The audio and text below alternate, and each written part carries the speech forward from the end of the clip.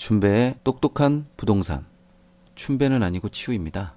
2018년이 1월이 지나고 2월인데 또 현재보다 미래를 위한 경매가 이어온 지도 벌써 1년이 조금 넘었어요. 1월 25일 날 만들었으니까. 그동안에 수많은 일이 일어났죠. 쭉 이어온 코너도 있고 이어오지 못하고 사장된 코너도 있고 또 이어져 오기는 하지만 그다지 그렇게 반응이 신통치 않은 코너도 있어. 아무튼 2018년도에는 다양성을 가지고 여러 가지 시도는 해볼 건데 그 시도가 다 성공하리라는 보장은 못하죠. 그래도 노력은 한번 해보도록 하겠습니다. 제가 이 녹음하는 환경이 그렇게 좋지가 않다 보니까 의도치 않는 소음이 많이 막 발생해요. 방금도 바깥에서 개가 막 짖더라고요. 남의 개면 뭐라고 하겠는데 제가 기르는 개여서 뭐라고 하기도 그렇고 또 사람이 아니다 보니까 말귀를 아무리 잘 알아들어도 그때뿐이기 때문에 그러려니 하시기 바랍니다. 지난 시간에 했었던 유치권의 성립 요건이라든지 그런 것들을 좀 알아볼 필요가 있는 것 같아요. 무조건 유치권이 좋다 안 좋다 그렇게 선입견을 가지지 말라고 말했는데도 유치권에 대해서는 또 여기저기 질문도 많이 해주시더라고요. 그것도 한번 좀 소개해드리고요. 또 제가 어떻게 할 수 있는 부분이 있고 제가 경험한 거고 생각했던 부분은 말씀을 드릴 테니까 쪽지나 현미경 카페에 들어오셔서 글을 남겨주시면 성심성의껏 답변해 놓도록 하겠습니다. 물론 현미경 카페에 들어오시면 저 말고도 상당한 내공의 소유자들이 있어요. 진짜 세상에는 은둔고수가 많은 것 같아요. 제가 할 수 있는 부분은 그 중에 일부분이지 다가 되지는 않아요. 그 점을 미리 아시고 질문을 꼭 저한테만 국한 않으셔도 원하시는 답변을 들으실 수 있을 겁니다. 유치권에 대한 얘기로 다시 돌아가면요. 유치권은 일단 성립 요건에 목적물이 있어야 돼요. 근데 이 목적물이 있으면 되지 등기가 돼야 되니 배서가 돼야 되니 이런 불필요한 것은 필요가 없어요. 또 채권과 목적물의 견연관계가 있어야 된다는데 이 견연관계라는 말이 어떤 연관성이 있다라고 보시면 될 것 같아요. 따라서 임차인의 보증금 반환 청구권, 권리금 반환 청구권, 임차물권에 생긴 채권이라고는 볼 수가 없어서 이거는 견연성이 없다라고 대부분 보죠. 채권이 목적물 반환 청구과 동일한 법률관계, 동일한 사실관계로 생긴 경우에는 견연성이 인정된다라고 말하는데 이것은 전세로 얻은 물건을 내가 다시 이거를 손봤으니까 그 손반 거에 대해서 유치권을 인정해줘라 이런 것은 인정이 될 수도 있고 안 될 수도 있어요. 대부분 유치권이라고 하는 게 공사대금으로 제가 한정을 시키는 이유가 그렇게 금액이 작은 금액으로 유치권이 발생되지 않는다라는 것을 미리 말씀드리는 거예요. 그리고 담보물건이 있어야 되기 때문에 담보되는 채권이 반드시 존재해야 하고요. 또 변제기가 도래돼야 또 유치권이 성립이 됩니다. 목적물이 점유한다라는 것은 직접 점유든 간접 점유든 점유를 하고 있어야 된다는 거죠. 예를 들어서 내가 사람을 고용해가지고 점유를 하든 직접 내가 점유를 하고 있든 그것은 상관하지 않는다는 얘기죠. 그리고 불법으로 점유를 취득한 경우에는 유치권이 생기지 않아요. 그리고 또 계약서 같은 거 이런 거 쓸 때 유치권 배제 특약에 대한 존재가 있으면 안 되고요. 따라서 당사자 간에 유치권을 배제하는 특약이 있는 경우에 그 특약은 또 유효해요. 그래서 최근 들어서는 어떤 공사를 할 때 유치권 배제 특약을 살짝 집어넣는 경우가 있는데 그렇게 집어넣는 사람 치고 유치권이 발생 안 되게 하는 사람을 거의 본 적이 없는 것 같아요. 유치권은 이런 식으로 조금 원하든 원하지 않든 간에 성립 요건이 된다라는 것을 제가 말씀드렸는데 이걸 뒤바꿔서 얘기하면 이런 식이 되지 않으면 성립 요건이 깨진다라는 얘기가 돼요. 유치권 부존재 신청 같은 경우는 보통 채권은행에서도 많이 집어넣기도 하는데 유치권에 관한 부분은 일률적인 것이 없기 때문에 좀 많이 생각을 해봐야 돼요. 될 수 있으면 저는 유치권을 가지고 생각하고 염두하는 그런 회원님들 같은 경우에는 이거를 떠안는 거를 기본적인 전제 조건으로 가지라고 해요.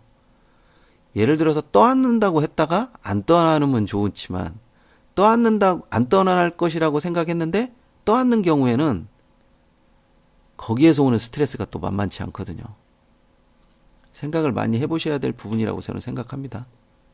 이런 거 저런 거 쪽지를 주시기라도 하고 또 저희 카페 현미경 카페에 글을 많이 남겨주시는 분들을 이렇게 보시면 대체적으로 어떤 일이 발생되고 난 후에 그 일을 여기저기 물어 하다가 저에게 오는 경우도 있고 그렇지 않은 경우도 있는데 될 수 있으면 어떤 일이 일어날 것이다라고 미리 짐작하지 마시고 많이 미리 물어보고 난 다음에 그 일을 행하시기 바랍니다.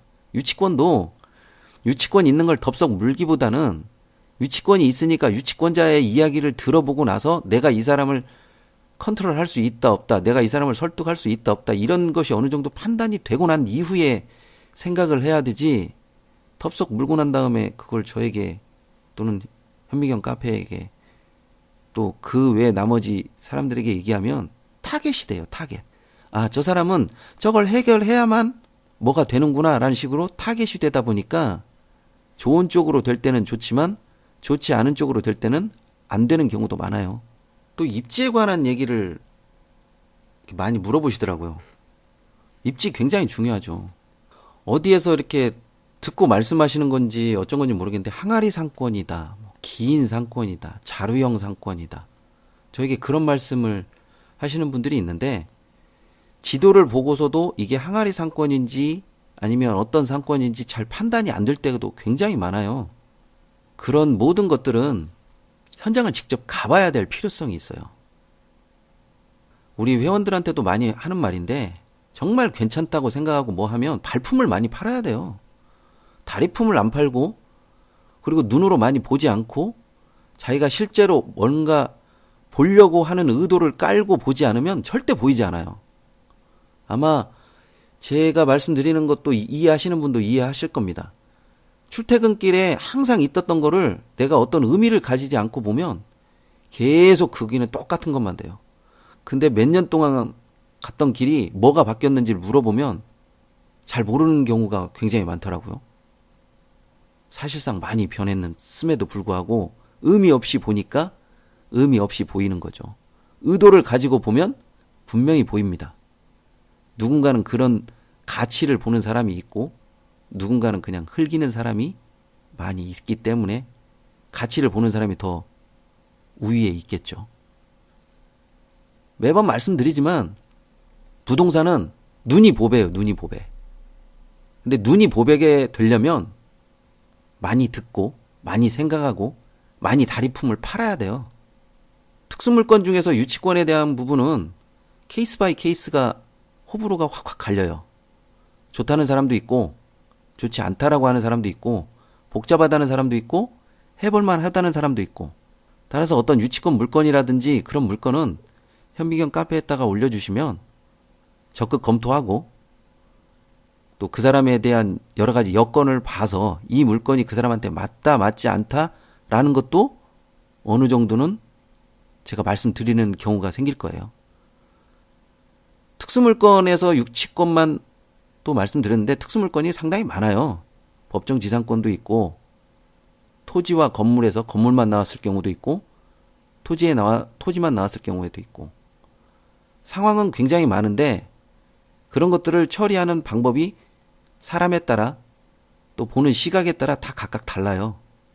그걸 일률적인 잣대로 말할 수는 없는 것 같고요.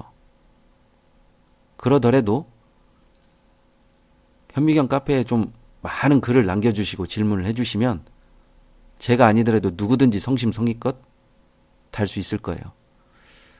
다음 시간에는 특수물건에 좀 더 다양한 이야기를 좀 해보려고 합니다. 그렇다고 해서 특수물건을 확 달라드는 것은 신중해야겠죠. 정말 신중해야 합니다. 투자는 마음으로 하는 게 아니라 돈이 오가는 거기 때문에 돈이 오가는 거에서 수익이 발생하면 좋지만 발생하지 않았을 경우에는 굉장히 스트레스를 많이 받죠.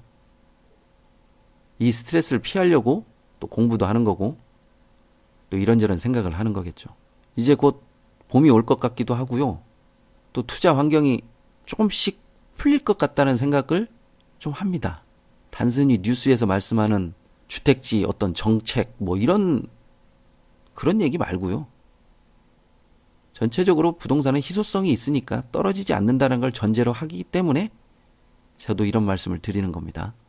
좀 더 많은 다양한 일들이 일어나고 그 다양한 일들을 해결했을 때 그 짜릿함을 또 수익을 만끽하시기 바랍니다.